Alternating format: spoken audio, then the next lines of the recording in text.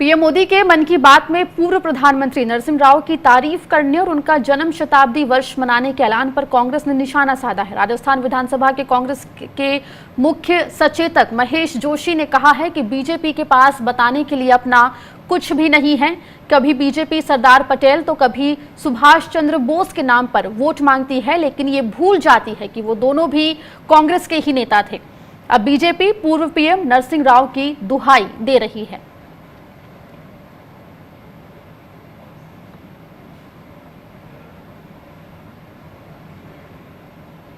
आइए आपको सुनाते हैं कि पीएम मोदी के मन की बात में पूर्व प्रधानमंत्री नरसिम्हा राव के बारे में ऐसा क्या कहा जिस पर राजस्थान कांग्रेस ने बीजेपी पर हमला बोल दिया है। हमारे ये पूर्व प्रधानमंत्री श्री पीवी नरसिम्हा राव जी की आज जन्म शताब्दी वर्ष की शुरुआत का दिन है। जब हम पीवी नरसिम्हा राव जी के बारे में बात करते हैं तो स्वाभाविक रूप से राजनेता के रूप में उनकी छवि हमारे सामने उभरती है, लेकिन ये भी सच्चाई है कि वो अनेक भाषाओं को जानते थे, भारतीय एवं विदेशी भाषाएं बोल लेते थे। वे एक और भारतीय मूल्यों में रचे बसे थे तो दूसरी ओर उन्हें पाश्चात्य साहित्य और विज्ञान का भी ज्ञान था। इस पूरे मामले पर बात करने के लिए हमारे साथ कांग्रेस प्रवक्ता ज्योति खंडेलवाल जी जुड़ गई हैं। ज्योति जी, आपका स्वागत है स्वराज एक्सप्रेस पर। पीएम मोदी ने अपनी मन की बात में नरसिम्हा राव जो पूर्व प्रधानमंत्री थे उनकी तारीफ की है और उनकी जन्म शताब्दी वर्ष मनाने का ऐलान भी किया है। इस पूरे बयान को कैसे देखती हैं आप? देखिए, मैं कहना चाहूंगी पीवी नरसिम्हा राव जी जो आज हम जो आर्थिक सुधारों की बात करते हैं उनके समय पर उस नींव को रखा गया था। और कांग्रेस के आप प्रधानमंत्री देखेंगे तो हर प्रधानमंत्री का अपना एक कंट्रीब्यूशन है जिसे नकारा नहीं जा सकता। देश के विकास में, देश की राजनीति में, देश को आगे बढ़ाने में, विश्व में अपनी पहचान दिलाने में एक कंट्रीब्यूशन है। और इसीलिए बार बार जो ये बात करते भी हैं कि कांग्रेस मुक्त इसलिए नहीं सकता क्योंकि यहाँ आत्मा में बसी हुई है।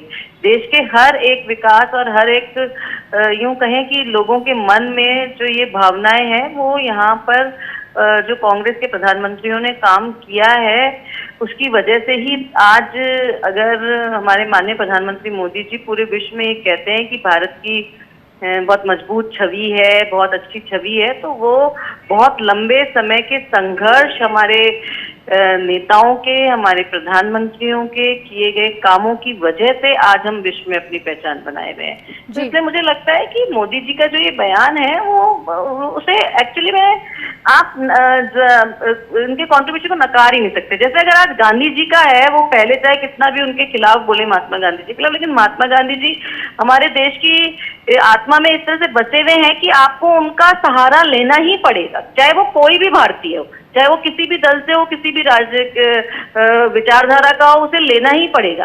तो ये प्रधानमंत्रियों के, कांग्रेस के नेताओं के एक ऐसे कंट्रीब्यूशन है, उनका एक ऐसा यूं कहें कि दूरदृष्टि उनकी रही है कि उन्होंने आगे का सोच करके काम किए हैं। हो सकता है उस समय वो निर्णय थोड़े कठोर भी लगे हों, लेकिन वो निर्णय हमेशा देश के हित में रहे हैं।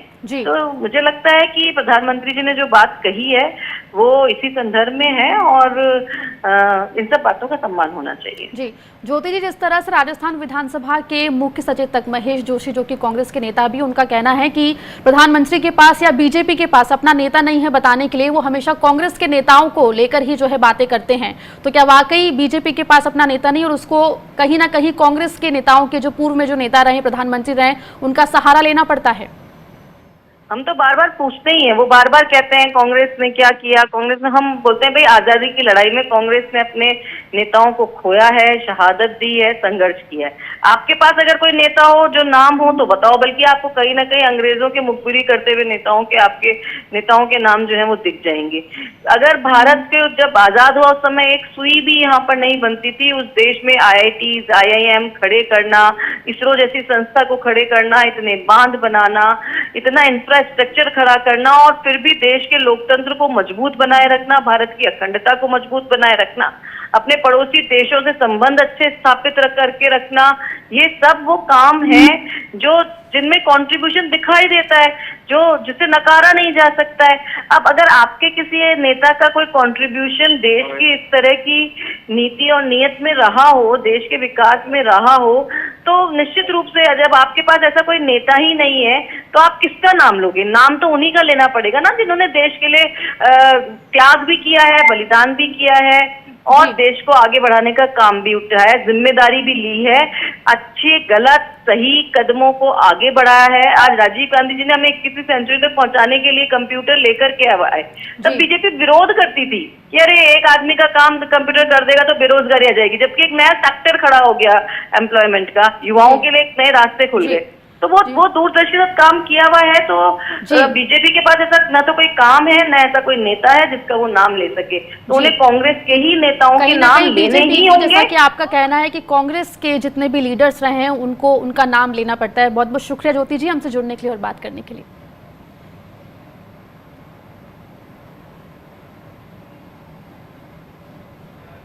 आनंदपाल सिंह एनकाउंटर केस में सीबीआई ने जांच पूरी कर ली है। सीबीआई ने इस मामले में 24 लोगों को आरोपी बनाया है, जिनमें अधिकतर राजपूत समाज के बड़े नेता हैं। लोकेंद्र सिंह कालवी, सुखदेव सिंह गोगामेड़ी, हनुमान सिंह खांगटा, महिपाल सिंह मकराना सहित कुल 24 लोगों पर आरोप तय किए गए हैं। पुलिस ने जिनको आरोपी बनाया है उनमें आनंदपाल सिंह की बेटी और वकील भी शामिल है। जोधपुर में सीबीआई की स्पेशल कोर्ट में सभी आरोपियों का चालान पेश किया गया। आपको बता दें कि आनंदपाल सिंह पुलिस कस्टडी से फरार हो गया था और बाद में पुलिस एनकाउंटर में उसकी मौत हो गई थी, जिसके बाद आनंदपाल सिंह के पैतृक गांव सावराद में दंगा भड़क गया था। इस पूरी खबर पर अधिक जानकारी के लिए हमारे साथ हमारे रेसिडेंट एडिटर संजय वोरा जी जुड़ गए। संजय वोरा जी, आनंदपाल सिंह एनकाउंटर केस में सीबीआई ने जांच पूरी कर ली है और 24 लोग इसमें आरोपी बनाए गए हैं। ये आखिर पूरा मामला क्या था और जो आरोपी बनाए गए हैं वो आखिर कौन लोग हैं, क्योंकि राजपूत समाज का नाम इसमें सामने आ रहा है। देखिए, आनंदपाल सिंह एक बहुत ही कुख्यात गैंगस्टर थे और पुलिस एनकाउंटर में उनकी डेथ हुई थी। तो उसके बाद उनके पैतृक गांव में जब उनका क्रिमेशन होना था तो उसके वहाँ पे उसके क्रिमेशन के समय वहाँ पे दंगा भड़का था। दंगा क्या, वायलेंस हुई थी। बहुत ही वैसी स्पीचेस दी गई थी जिससे कि सेंटिमेंट्स हावी हुए थे और उसी को लेकर के क्योंकि वो दंगा भड़का तो वहाँ पर एक केस दर्ज किया गया। इसकी राजनीतिक अहमियत ये है कि ये जो हिंसा भड़की थी ये दो समुदायों के बीच हुई थी। ये जो उसके बाद जो दंगा भड़का था, ये माना जा रहा था कि जो आनंदपाल सिंह का एनकाउंटर हुआ है उसके पीछे एक दूसरी कम्युनिटी का, राजस्थान में जो ट्रेडिशनल राइवली रही है राजपूत और जाट के बीच में, तो ये उन दूसरी कम्युनिटी के कुछ नेताओं के दबाव में ये हुआ है और भारतीय जनता पार्टी के कुछ नेताओं के दबाव में ये माना गया। और इसीलिए हमने देखा कि जब 2018 के चुनाव हुए तो राजपूत समाज ने भारतीय जनता पार्टी के खिलाफ वोट करने की लोगों से अपील भी की थी। और इसमें जो नागौर के सांसद हैं हनुमान बेनीवाल, उनके बारे में माना जाता है, जो कि इस वक्त एनडीए के गठबंधन में शामिल है, वो पहले भारतीय जनता पार्टी में थे, उनके ऊपर भी उन्होंने राजनीतिक दबाव डालकर ये आनंदपाल के एनकाउंटर में किया था। तो ये राजनीतिक एलिगेशंस हैं जो चलते रहते हैं, लेकिन ये राजनीतिक रूप से इसलिए मसला है क्योंकि ट्रेडिशनल राइवल जो चुनाव होते आए हैं उसमें कांग्रेस को ट्रेडिशनली जाटा है और बीजेपी को राजपूत समाज का, लेकिन पहली बार 2018 में राजपूत समाज ने बीजेपी के खिलाफ वोट करने की अपील की थी। जी, शुक्रिया संजय जी पूरी जानकारी के लिए। उधर राजस्थान के भीलवाड़ा जिले में पिछले दिनों हुए एक शादी समारोह में 50 से अधिक मेहमानों को बुलाना दूल्हे के पिता को भारी पड़ गया। शादी समारोह में शामिल हुए 16 लोग अब तक कोरोना संक्रमित हो चुके हैं और एक संक्रमित मरीज की मौत भी हो चुकी है। 58 लोग क्वारंटीन में हैं। कोरोना महामारी के दौरान सरकार ने शादी समारोह में 50 से अधिक लोगों को जुटने पर रोक लगा रखी है। बावजूद इसके शादी में ज्यादा लोग जुटने पर दूल्हे के पिता के खिलाफ सख्त कार्रवाई की गई। भीलवाड़ा जिला कलेक्टर राजेंद्र भट्ट ने दूल्हे के पिता को 6,26,600 रुपए राज्य सरकार के कोविड फंड में जमा करने के निर्देश दिए हैं। और इसके लिए 3 दिन का ही वक्त दिया गया है। इसके अलावा शादी में 250 लोग बुलाने के मामले में पुलिस दूल्हे के परिवार पर पहले ही एफआईआर दर्ज कर चुकी है।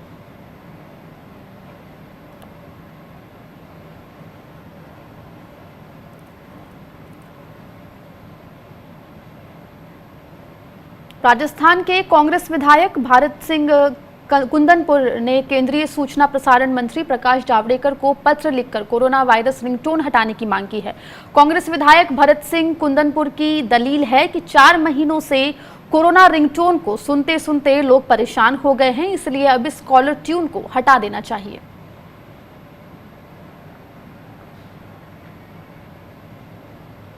उधर पेट्रोल डीजल की लगातार बढ़ती कीमतों पर राजस्थान कांग्रेस बड़ा प्रदर्शन करने जा रही है। यानी कल 29 जून को राजस्थान के सभी जिला कलेक्ट्रेट पर कांग्रेस कार्यकर्ता धरना प्रदर्शन करेंगे। इस प्रदर्शन में डिप्टी सीएम सचिन पायलट के साथ साथ सभी कांग्रेस विधायक और सांसद शिरकत करेंगे। धरना प्रदर्शन के बाद जिला अधिकारी की राष्ट्रपति के नाम ज्ञापन भी सौंपा जाएगा। कांग्रेस का आरोप है कि मोदी सरकार जन हित विरोधी सियासत कर रही है। इंटरनेशनल मार्केट में कच्चा तेल सस्ता होने के बावजूद जनता को महंगा तेल मिल रहा है और लगातार तेल महंगा भी होता जा रहा है। हमारे संवाददाता रामस्वरूप हमारे साथ जयपुर से लाइव जुड़ गए हैं। रामस्वरूप, तो पेट्रोल डीजल की कीमतें बढ़ रही हैं और कांग्रेस कल राज्य भर में प्रदर्शन करने वाली है, राष्ट्रपति को ज्ञापन भी सौंपेगी। बिल्कुल, प्रदेश के सभी जिलों में जिला मुख्यालय पर कांग्रेस के कार्यकर्ताओं द्वारा प्रदर्शन किया जाएगा। जयपुर में जो बड़ा प्रदर्शन होगा उसमें मुख्यमंत्री गहलोत भी मौजूद रहेंगे, प्रदेश के उप मुख्यमंत्री और प्रदेश के कांग्रेस कमेटी के अध्यक्ष सचिन पायलट वो भी मौजूद रहेंगे।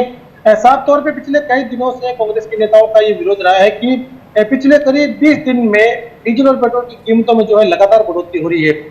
हर बार सचिन पायलट से जब हमने 2 दिन और बात की तो उनका साफ तौर पर कहना था कि जब अंतर्राष्ट्रीय स्तर पर क्रूड ऑयल की कीमतों में कमी आई है तो ऐसे में केंद्र सरकार इन पर कंट्रोल क्यों नहीं कर पा रही है। एक तरफ कोरोना की महामारी से पूरा देश जो है चिंतित है, आर्थिक संकट देश में पैदा हो चुका है। इसके बाद में अगर डीजल और पेट्रोल की कीमत ऐसे बढ़ेगी तो कैसे काम चल पाएगा। तो सबसे बड़ी बात यह कि कुछ दिनों बाद अब सावन लगने वाला है और जो है राजस्थान में मानसून प्रवेश कर चुका है। किसान अब खरीफ की फसलों की बुआई करेंगे, तो ऐसे में अब डीजल महंगा होगा तो उनके लिए बहुत भारी पड़ेगा, क्योंकि पिछले करीब 20 दिन में 9 से 10 रुपए के आसपास की जो है प्रति लीटर बढ़ोतरी हुई है। ये अपने आप में बहुत ज्यादा है। जी रामस्वरूप, आप हमारे साथ बने रहे, आपसे लगातार हम अपडेट लेते रहेंगे। वहीं भरतपुर में पुलिस पर हाईवे पर अवैध वसूली करने का आरोप लगा है। पिकअप चालक ने पुलिस कर्मियों पर यह आरोप लगाया है। विधायक वाजिब अली ने हाईवे पर जाकर खुद नजारे को देखा, जिसके बाद विधायक ने एसएसपी से शिकायत की है।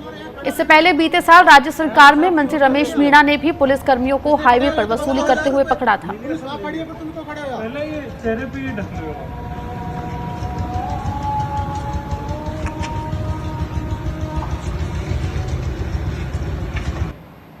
दो हजार किस बात करिए इनसे? है ये 4 आदमी झूठ बोल रहे हैं। 2000 रुपए। हाँ 2000 रुपए आप देख लो भाई साहब, ये गंदा गाड़ी खड़ी है, दारू और पी रखी है, माँ बहन गाली दे रहे हैं। दारू तो मैंने आज देख लो। तुम्हारे यहाँ खड़ा रहने के काम है तुम्हारा। मेरे साथ फोन के देख लो। इसलिए खड़े हो तो 2000 रुपए पुलिस वहाँ खड़ी है पर तुम तो खड़े हो। पहले ही टिड्डी दल पिंक सिटी जयपुर पहुंच गया है। टिड्डियों का दल फसल को चंद मिनटों में तबाह कर देता है, जिसके चलते किसान बेहद तनाव में हैं। तेज आवाज के जरिए टिड्डी दल को भगाने की कोशिश भी हो रही है। रामस्वरूप हमारे संवाददाता लगातार हमारे साथ जुड़े हुए हैं। रामस्वरूप, तो पिंक सिटी में टिड्डी दल का हमला हुआ है, किसान लगातार परेशान है। राजस्थान की शुरुआत से ही देख रहे हैं टिड्डी दल का हमला लगातार बढ़ता जा रहा है। सरकार क्या कुछ कदम उठा रही है और टिड्डी दल जो पिंक सिटी पहुंचा है, कितना नुकसान यहाँ पर आपको देखने को मिला है? देखिए, जयपुर के आसपास कई गांवों में कल टिड्डी दल का पूरा प्रकोप रहा है और बड़ी बात यह रही कि जयपुर शहर में भी कल शाम के समय में टिड्डी दल का आक्रमण हुआ है। टिड्डी दल जो है सीकर के रास्ते से इधर जयपुर की तरफ आई और पूरे शहर को पार करते हुए सांगानेर की तरफ निकली है। तो इस दौरान जयपुर एयरपोर्ट पर भी काफी तफरी का माहौल रहा। एक फ्लाइट थी, उसको भी लैंडिंग होने में काफी समय लगा, वो लैंड नहीं हो पाई थी टिड्डी की वजह से जी। और रात की बात करें तो रात को भी जयपुर शहर के आसपास के कई गाँव में टिड्डी दल का जो है बड़ा प्रकोप रहा है। कृषि विभाग की जो टीमें हैं वो लगातार सारी रात टिड्डी दल को नियंत्रण करने में लगी रही। जैसे हमारी बात हुई थी डिप्टी डायरेक्टर जो BR कड़वा, उनसे बात हुई थी, उनका कहना है कि कृषि विभाग की जो टीमें हैं वो सभी जहां जहां पर टिड्डी का रात को स्टॉपेज रहता है वहां पर रात को 12 बजे से लेकर के सुबह 5 बजे तक केमिकल का छिड़काव करके टिड्डी को मारने की कोशिश करते हैं। लगभग 70% जो टिड्डी दल ठहरा हुआ था उनमें से 70% टिड्डी को रात को मारने में सफलता अर्जित की है, ऐसा जो डिप्टी डायरेक्टर का कहना है। लेकिन ये एक बड़ी चिंता की बात है कि इस महीने कम से कम 1 दर्जन से ज्यादा समय में अलग अलग दल जो है टिड्डी का प्रदेश के अलग अलग जिलों में तबाही मचा चुके हैं। ये बड़ी चिंता की बात है। हालांकि अभी खरीफ की फसल शुरुआत नहीं हुई, ऐसे में बड़ा नुकसान नहीं कह सकते, लेकिन बाकी जो सब्जियों की फसलें हैं उनको नुकसान हुआ है, बाकी जो वनस्पति है उसको भारी मात्रा में नुकसान हुआ है। तो नुकसान बड़ा हो रहा है ये कह सकते हैं। लेकिन अभी थोड़ा सा बचाव इस बात का है कि अभी खरीफ की बुआई होने में थोड़ा समय लगेगा, क्योंकि मानसून आया है, खरीफ की बुआई होने वाली है, लेकिन टिड्डी का प्रकोप बहुत ज्यादा है। तो समस्या किसानों के लिए जस की तस यहाँ टिड्डियों को लेकर बनी हुई। बहुत बहुत शुक्रिया रामस्वरूप, तमाम जानकारी हम तक पहुँचाने के लिए।